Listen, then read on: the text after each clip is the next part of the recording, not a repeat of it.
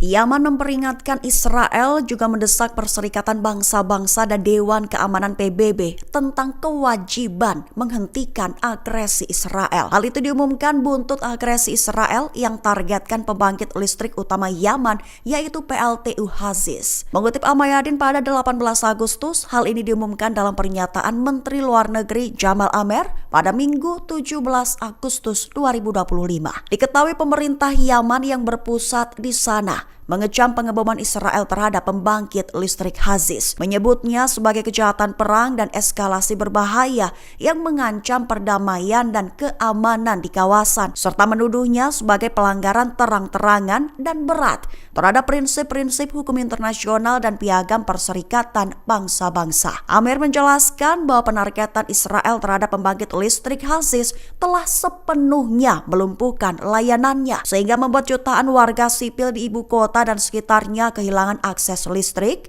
layanan penting yang dibutuhkan untuk mengoperasikan rumah sakit, pompa air, hingga fasilitas vital lainnya dalam kehidupan sehari-hari.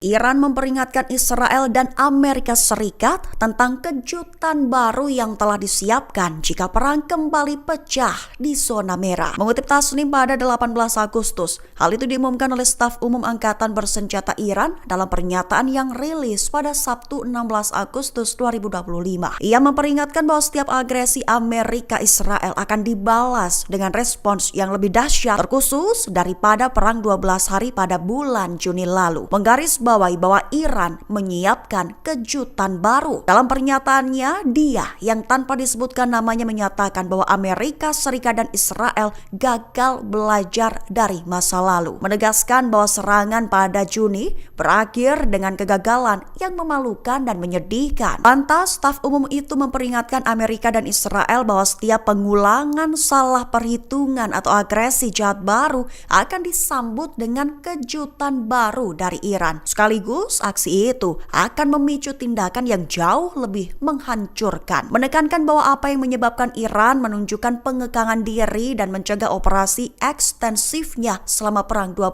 hari tidak akan terjadi lagi.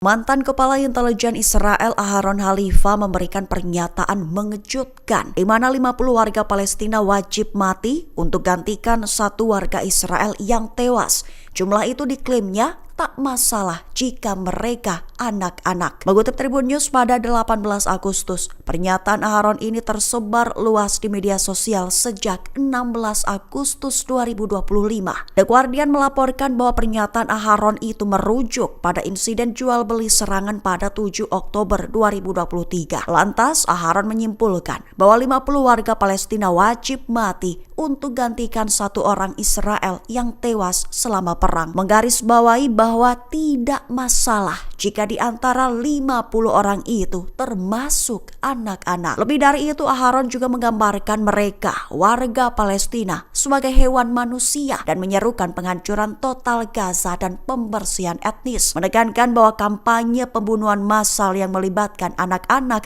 ilegal menurut hukum internasional.